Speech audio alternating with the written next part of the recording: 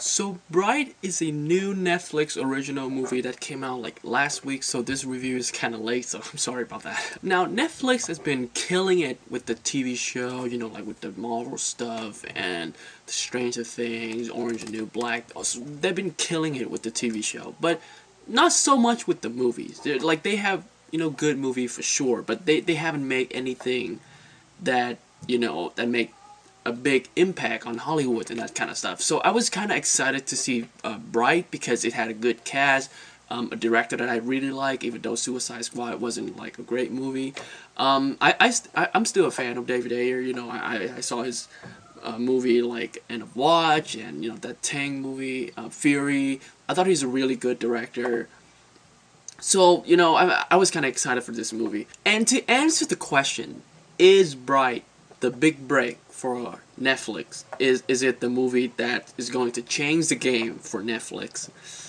No, sadly, no, it's not a great movie, but I don't think it's that bad. I've been reading a lot of reviews from critics and they've been just trashing this movie. And, after seeing it, I don't think it's that bad of a movie, even though it's not like a great movie, but it's nowhere near as horrible, as terrible as critics are making it out to be. And I think this is just another instance where the critics, they're just over-exaggerating. So Bright is a story about two cops. One of them is an orc, played by Joe Edgerton, and the other is Will Smith. And what it is an action movie, it's a cop drama, it's a fantasy, it's a social commentary, it's a lot of things.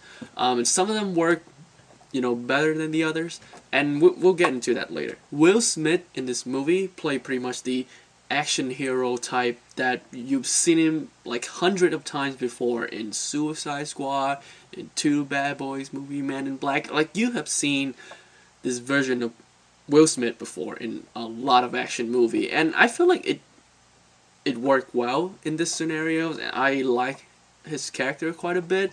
And I feel like Joe Edgerton did a great job playing this orc.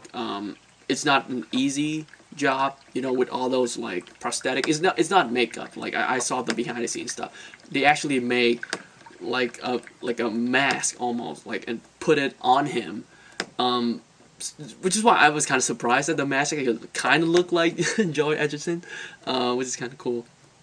And he had to do a lot of stuff with a lot of like heavy sort of prosthetic on his face, and I thought he did a really good job. And I thought the two of them worked well together. Like they didn't have like the best chemistry in the world. It's not like End of Watch, that type of chemistry between Michael Pena and Jack Gyllenhaal, but still pretty good, pretty believable. But I want to say one thing. I feel like the direction for his character was kind of poor, because not in terms of his character, which we'll get into later, but the way his character was shot. Like this orc, I just feel like Joe Edgerton, he was doing such a good job, such an amazing job portraying this character, but the way it was filmed, it didn't really show off his acting skill. Like in all the close-up shot is either from an angle or the lighting. I don't want to say bad lighting, but it's just kind of dark, and it's hard to see his face. So I feel like there's a lot of time where Joe Edgerton, he was putting out a really good performance, but they fail to capture that, which make the scene a bit less impactful. Now let's talk about David Ayer. I think he is someone who really has an eye for a good action sequence, especially a shootout, because the shootout scenes in this movie are really entertaining. And the one thing that I noticed that made these shootout scene stand out from the rest of Hollywoods and stuff is that there's not really any build up to the shootout. It just kind of happened, which grounded the scene a bit more and make it feel a bit more in the moment, a bit more realistic and authentic. So that aspect of the shit I really like. And the action overall was really well directed, really well performed by David Ayer and the stunt people, and it was really entertaining. It's not like game changing, You know, again, it's not like super, it's not John Wick, but it's still really, really entertaining. Now, about the social commentary, I heard a lot of people saying that they failed to capture that, you know, in the movie, but for me, that's not really the case, because, you know, they did make some really relevant statement about race, about, you know, police brutality, that kind of stuff, and I thought it was really cool how they put that in the context of the film. Yes, it was a bit too on the nose. Yes, it was a bit, you know, overdone by now. But I wouldn't say that they failed to capture that. But what they did fail is to follow what they started. And what I mean by that is that the whole race and police brutality things, you know, was featured a lot during the first two acts. But as soon as they start the final act, they just completely disregard it. Completely disregard the whole, you know, racism and, you know, just everything that's going on with this orc character. Now, if you're going to watch this movie, I just want to warn you, if you are someone who hated Suicide Squad, you are going to hate this movie.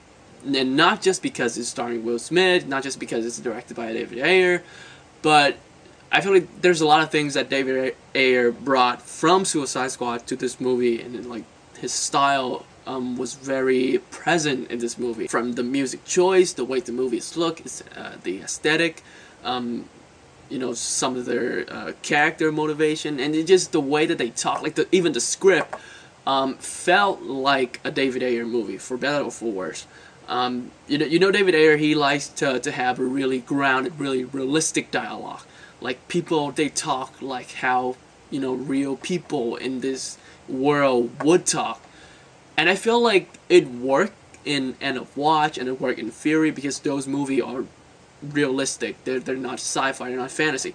But when he brought that style to Suicide Squad, it backfired. So he did something similar in this movie, and I feel like if you hated that in Suicide Squad, you're gonna hate that in this movie.